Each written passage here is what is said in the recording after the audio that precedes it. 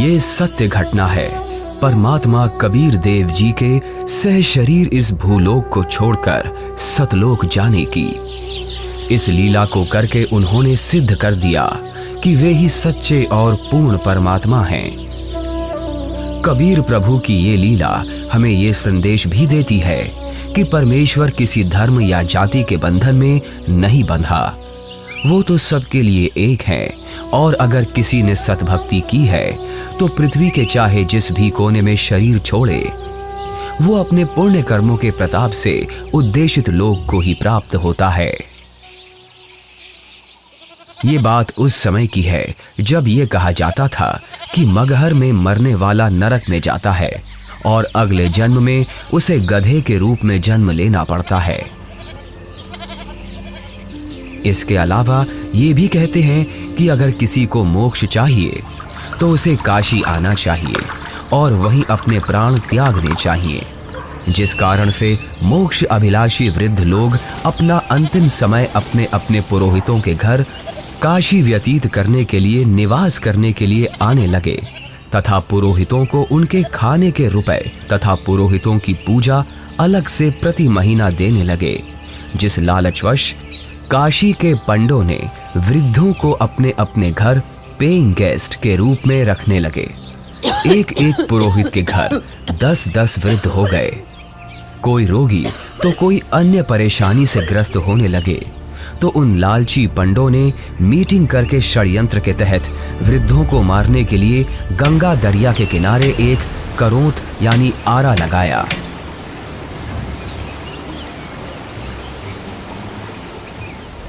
भ्रम फैलाया गया कि जो शीघ्र स्वर्ग जाना चाहता है तो इतने रुपए पूजा, जो उस समय की अधिकतम राशि थी, जमा कराओ। श्रद्धालुओं ने वृद्धावस्था के दुख से छुटकारा पाने के लिए तथा स्वर्ग जाने की भावना से वह महंगी फीस भी देने लगे। उन पंडों ने आदमियों का आरे से गर्दन काटने का पाप सिर पर ले लिया। पंडों के षड्यंत्र पर विश्वास करके वृद्ध अपने बेटों से काशी में प्राण त्यागने के लिए आग्रह करने लगे। लेकिन पिताजी, अभी आपकी और माँ की आयु ही क्या है? अभी तो आपको अपने पोतों का ब्याह देखना है, उनकी संतानों को अपनी गोद में खिलाना है। देख बेटा, जिंदगी जीने का लालच तो कभी खत्म नहीं होता, और वैसे भी अपने जीवन में हमने अपनी सारी जिम्मेदारियों को पूरा कर लिया। अब जब भगवान के पास जाना ही है तो देर क्यों करना? हमें काशी में पवित्र करौंत लेने में स्वर्ग की प्राप्ति होगी। लेकिन पिताजी, काशी में लगे उस करौत के नीचे आकर मरना तो आत्मदाह हुआ ना? अगर उस आत्मदाह से ईश्वर मिलते हो तो क्यों ना आत्मदाह किया जाए? और वैसे भी यहाँ मगहर में मरने से तो हमें मोक्ष मिलेगा नहीं। अगर हम यहाँ मरे तो अगले जन्म में हमें गधे के रूप में जन्म लेना पड़ेगा। क्या तू चाहता है कि तेरे माता पिता का अगला जन्म गधे के रूप में हो? जितनी जल्दी हम काशी जाकर करौंत के नीचे मरेंगे उतनी जल्दी ही मोक्ष मिलेगा। लेकिन पिताजी। बस बेटा, तू हमारे साथ काशी चलकर वहां हमारी करौंत के नीचे आकर प्राण त्यागने की व्यवस्था कर दे। रामशंकर अपने माता पिताजी के साथ काशी के घाट पर पहुंचते हैं। वो उस घाट पर भी पहुंचे जहां करौंत लगा हुआ है। करौंत से थोड़ी दूर पर ही खड़े होकर वो सभी देखते हैं कि गंगा नदी के किनारे करौंत वाली जगह है। उसका हैंडल करौंत से थोड़ी दूर पर एक मंदिर के पास है जो गुप्त है। हे ब्राह्मण, मुझे भी मोक्ष को प्राप्त करना है। ये काशी है और यहाँ मरने वाला हर व्यक्ति मोक्ष के लिए ही आता है। लेकिन मैंने अपने जीवन में बहुत सारे पाप कर्म किए हैं। इससे कोई फर्क नहीं पड़ता है कि मरने वाला व्यक्ति पापात्मा है या पुण्यात्मा। काशी में मरने वाला हर व्यक्ति स्वर्ग को जाता है और मगहर में मरने वाला हर व्यक्ति नरक को प्राप्त करता है। ठीक है, मुझे भी इस आरे के नीचे आकर स्वर्ग जाना है। 50 मोहरें लगेंगी। ये लो। ठीक है, तुम तख्त पर लेट जाओ। मैं भगवान से प्रार्थना करता हूँ कि वो आपको स्वर्ग में जगह दे। हे परमात्मा, इस आत्मा को अपने चरणों में स्वर्ग में स्थान देना। बहुत सारे लोग मोक्ष के लालच में पैसे देकर आरे से कट रहे थे। कुछ माता पिता अपने पुत्रों से अनुरोध कर रहे थे कि हमें भी आरे से कटवा दो ताकि हम जल्दी स्वर्ग चले जाएं। इस प्रकार रामशंकर भी लाइन में लगकर करौंद के पास आता है और अपने पिताजी को करौंद पर गर्दन रखते हुए देखता है।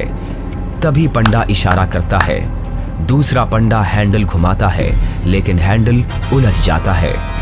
थोड़ी देर बाद पंडा कहता है कि अभी भगवान ने आपकी कुर्बानी स्वीकार नहीं की है, कुछ दिन बाद फिर से आना। तभी हैंडल घुमाने वाला पंडा करौंद को ठीक करके इशारा करता है कि अब करौंद ठीक है, अगले का नंबर लगाओ। इस तरह फिर उनकी माता का नंबर आता है। उनकी गर्दन कट जाती है।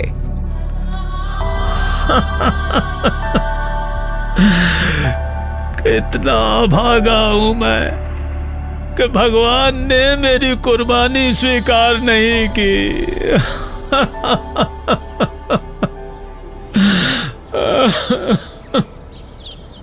कबीर परमेश्वर जी इस भ्रम को दूर करना चाहते थे कि सच्चा भक्त किसी भी स्थान पर प्राण त्यागे वह उद्देशित लोक को प्राप्त होता है।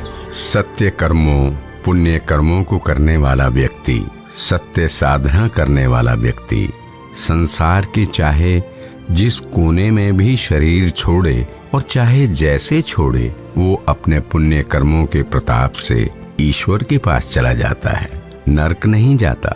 लेकिन दुष्कर्मों को करने वाला इंसान चाहे जहां भी मरे, चाहे काशी हो चाहे मगहर, उसे नरक की ही प्राप्ति होती है। सतलोक को प्राप्त करने के लिए पुण्य कर्म जरूरी हैं, ना कि काशी क्रोध के नीचे मरना। कबीर जी क्षमा कीजिए, लेकिन हम इस बात से सहमत नहीं हैं। ये पुण्य कर्मों को करने वाला व्यक्ति चाहे काशी में मरे या मगहर मरे, उसे स्वर्ग की ही प्राप्ति होगी। सत्य ये है कि अगर कोई भी व्यक्ति काशी में मरता है तो वो चाहे पुण्यकर्मी व्यक्ति हो या पापकर्मी, उसे स्वर्ग की ही प्राप्ति होगी। और अगर कोई व्यक्ति मगहर में मरता है तो वो चाहे पुण्यकर्मी हो या पापकर्मी, उसे नरक की ही प्राप्ति होगी। और इतना ही नहीं, मगहर में मरने वाला अगले जन्म में गधे के रूप में ही जन्म लेगा, ये भी निश्चित है। उस व्यक्ति को भी स्वर्ग की प्राप्ति नहीं होगी।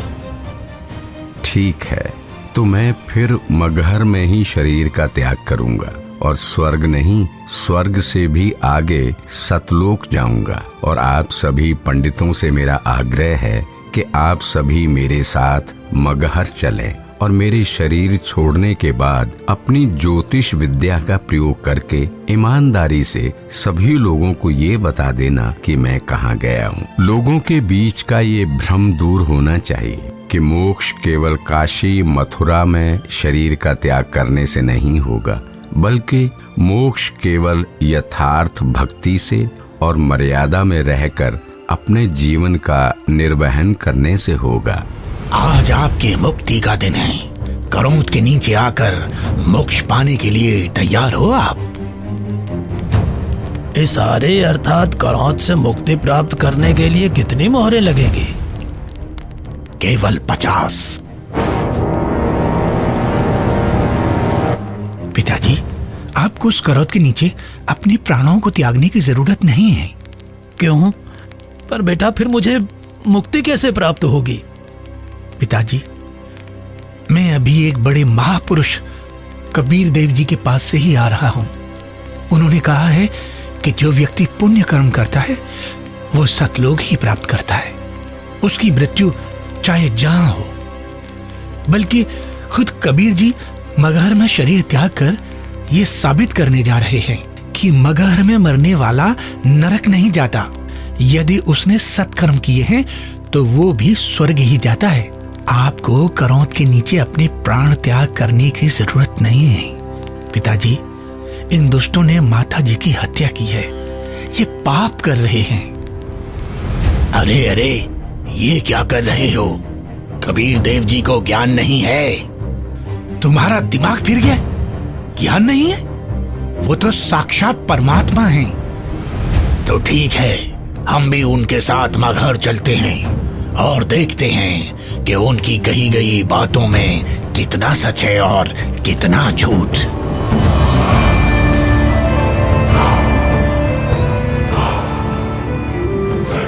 वीर देव सिंह बघेल जी की जय। महाराज, हमें ज्ञात हुआ है कि कबीर देव जी अपने शरीर का त्याग करने के लिए मगहर जा रहे हैं, लेकिन हमने सुना है कि मगहर में जो भी अपने शरीर का त्याग करता है उसे कभी स्वर्ग की प्राप्ति नहीं होती है। कबीर देव जी तो साक्षात परमेश्वर हैं और वो शरीर का त्याग चाहे जहां करें। ये मगहर में प्राणों को त्यागने की लीला वो इसलिए कर रहे हैं जिससे जनमानस को ये संदेश दिया जा सके कि आपको स्वर्ग की प्राप्ति होगी या नहीं, ये आपके पुण्य कर्मों पर निर्भर करता है, न कि मरण के स्थान पर। हमें कबीर देव जी के साथ जाना चाहिए। हाँ, हमें सिर्फ जाना ही नहीं है, अपितु कबीर देव जी के शरीर त्याग देने के बाद हमें उनके शरीर की रक्षा भी करनी है, जिससे उनका हिंदू धर्म विधि से अंतिम संस्कार किया जा सके। क्योंकि अगर हमने उनके शरीर की रक्षा नहीं की तो वो मुस्लिम उनके पार्थिव शरीर पर कब्जा करके उन्हें दफना देंगे।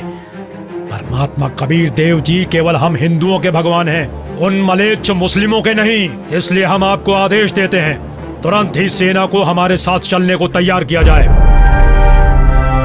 कबीर देव जी मगहर के लिए प्रस्थान करते हैं। वो नदी के किनारे से होकर गुजरते हैं, जंगल से गुजरते हैं। दिखता है कि उनके पीछे काफी सारे भक्त भी जा रहे हैं। कबीर प्रभु के साथ हिंदू और मुसलमान दोनों धर्मों को मानने वाले भक्त हैं। काशी के करौंत का समर्थन करने वाले पंडे हैं, विद्वान पंडित जिनके साथ सालिक राम भगवान की मूर्ति है, और बड़े बड़े टीका चंदन लगाने वाले पंडित जिनके साथ काफी सारी पुस्तकें हैं, वो भी कबीर प्रभु के साथ हैं। रामशंकर और उसके पिता भी कबीर प्रभु के साथ हैं। तभी उनके पीछे वीर देव सिंह की सेना भी आ जाती है। वीर देव सिंह कबीर देव जी को प्रणाम करते हैं। कबीर प्रभु के पीछे काफी सारे भक्त और सेना भी चल रही है। कबीर प्रभु चलते रहते हैं और जो भी कबीर प्रभु को जाते हुए देखता है उनके पीछे चल देता है।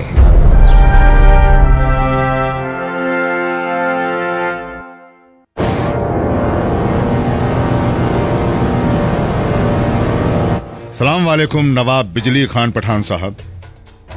वालेकुम अस्सलाम। कहिए, क्या खबर है? जी नवाब साहब, हमें पता चला है कि खुदा के रूप हमारे पीर कबीर जी महाराज मगहर आ रहे हैं, और सुना है कि वो यहाँ अपनी रूह को अपने जिस्म से आजाद करके सतलोक को रवाना हो जाएंगे। क्या? फिर तो हमें इसी पल कबीर जी के पास पहुंचना होगा, और कबीर जी की रूह के इस दुनिया से जाने के बाद उनके जिस्म को अपने कब्जे में लेकर इस्लाम के रिवाजों से उनके शरीर को धरती में दफन करना चाहिए। और इस बात का भी ख्याल रखना चाहिए कि उनका जिस्म काफिर हिंदुओं के हाथ न लगे। जी नवाब साहब, ऐसा ही होना चाहिए। सेना को हमारे साथ कबीर जी के पास चलने के लिए फौरन तैयार किया जाए, लेकिन कबीर जी को इस बात की अभी भनक न लगे।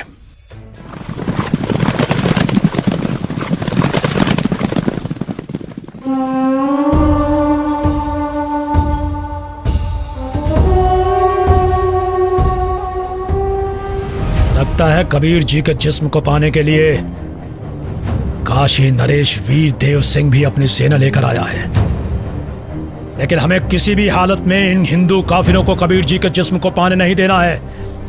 आपके आने का मकसद हमें पता चल गया। पीर जी, बिजली खान आपकी क्या खिदमत कर सकता है? मैं अपना शरीर त्याग करने से पहले स्नान करना चाहता हूँ। जी, हम अभी आपके नहाने के लिए साफ पानी की व्यवस्था करते हैं। नहीं, मैं किसी बहते पानी के दरिया में स्नान करूंगा। बिजली खान। पीर जी, यहाँ एक दरिया बहता था जिसका नाम आमी नदी था, लेकिन पीर जी, शंकर भगवान के श्राप के कारण उसका पानी अब एकदम सूख चुका है। चलो दिखाओ मुझे वो आमी नदी कहाँ है। जी पीर जी, चलिए। कबीर देव जी, वीर देव सिंह, बिजली खान और उनके सेना और बाकी के भक्त उस आमी नदी के पास पहुंच गए। कबीर देव जी ने उस सूखी हुई नदी को देखा।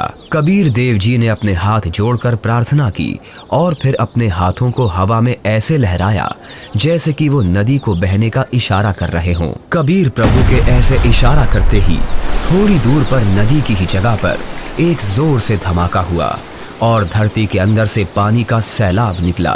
ये देखकर सभी लोग चौंक जाते हैं और सभी भक्ति भाव से भरकर कबीर प्रभु को देखते हैं और अपने हाथ जोड़ लेते हैं। पूरी नदी में पानी भर जाता है।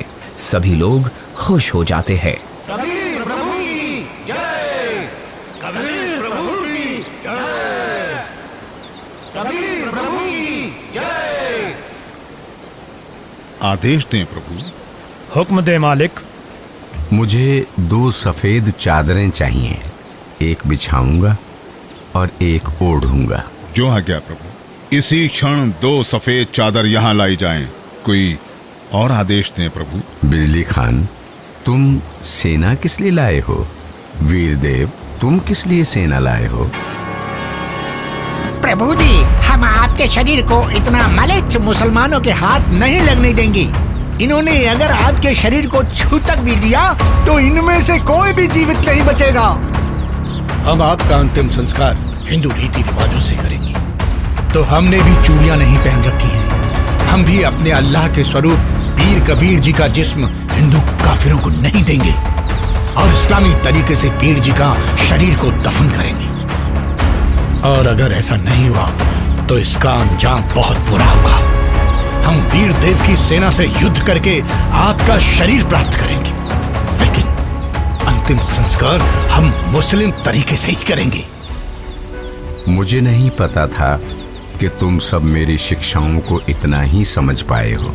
120 साल हो गए मुझे तुम सब लोगों को समझाते हुए, फिर भी इतना ही समझ पाए हो। मुझे इतना ही जाना है तुम सब ने। आज भी तुम एक ना होकर हिंदू मुसलमान बनकर अलग अलग खड़े हो। मेरी चेतावनी है, अगर तुम लोगों ने आपस में झगड़ा किया तो ठीक नहीं होगा। तुम दोनों एक ही परमात्मा की संतान हो। तुम दोनों अलग अलग ना होकर एक ही हो। हम सबको एक साथ रहना है। मेरे सतलोक गमन के बाद इन चादरों में तुम्हें मेरा शरीर नहीं मिलेगा। एक चादर तुम हिंदू ले लेना और एक चादर तुम मुसलमान, और इन चादरों में जो भी चीज मिले उसे आपस में आधा आधा बांट लेना। आपस में लड़ाई नहीं करना, नहीं तो गृह युद्ध छिड़ जाएगा। मेरे जाने के बाद आपस में झगड़ना मत, ये मेरा आदेश भी है और विनती भी। कबीर प्रभु का शरीर मैं किसी को नहीं दूंगा। कबीर प्रभु के जिस्म को छोड़ने के बाद मैं इनके शरीर को अपने कब्जे में लेकर ही रहूंगा। अब मैं चलता हूं।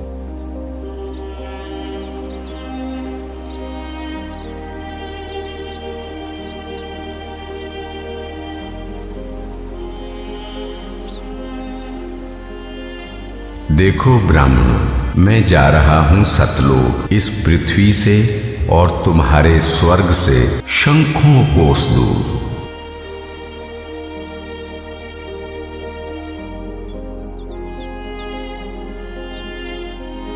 उठा लो पर्दा, इसमें नहीं है मुर्दा, इस चादर को उठाओ। जैसे ही वीर देव और बिजली खान दौड़कर वो चादर उठाते हैं तो कबीर देव जी की जगह उनके ही वजन के बराबर शरीर के आकार के सुगंधित फूल, गुलाब, गेंदा, गुड़हल आदि रखे हुए हैं। ये देखकर सभी लोग चौंक जाते हैं। सभी लोग हाथ जोड़ लेते हैं। अब वीर देव की आंखों से आंसू निकलते हैं। बिजली खान की आंखें भी नम होती हैं।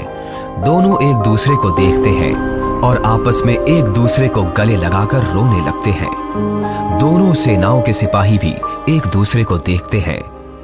वहां खड़े ब्राह्मण लोगों की भी आंखों से आंसू गिरने लगते हैं। रामशंकर और उसके पिता के भी आंसू गिरते हैं। सभी लोग एक साथ कबीर देव जी के नाम का नारा लगाने लगते हैं। कबीर प्रभु की जय, कबीर प्रभु की जय।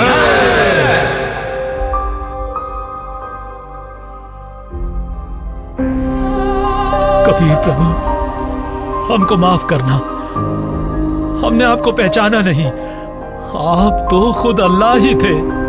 बहुत बड़ी गलती हो गई हमसे, हमने भगवान को नहीं पहचाना। कबीर प्रभु की बात हमने नहीं मानी। अब हम सब एक होकर रहेंगे और उनकी कही सारी बातें मानेंगे। या अल्लाह, माफ कर हमें। भगवान माफ करो हमें। कबीर भगवान हमें माफ करो। भगवान हमें माफ करो। फिर हिंदू और मुसलमानों ने आपस में वो फूल बांट लिए और मगहर में ही कबीर प्रभु की याद में 2 अलग अलग स्थानों का निर्माण किया। और फिर उन्हीं में से कुछ फूल लाकर वीर देव सिंह ने काशी में चौरा का भी कबीर प्रभु जी के स्थान का निर्माण किया। उसे कबीर चौरा नाम से जाना जाता है। वहां पर कबीर पंथ का बहुत बड़ा आश्रम बना है। कबीर प्रभु जी ही सच्चे और पूर्ण परमात्मा हैं, जिन्होंने हम सबको रंग भेद, जाति धर्म भेद आदि के आधार पर ना बंटकर एकजुट रहना सिखाया। परमात्मा एक विशेष जाति या समूह का नहीं होता। परमात्मा तो सबका एक है, जिसका नाम कबीर देव है।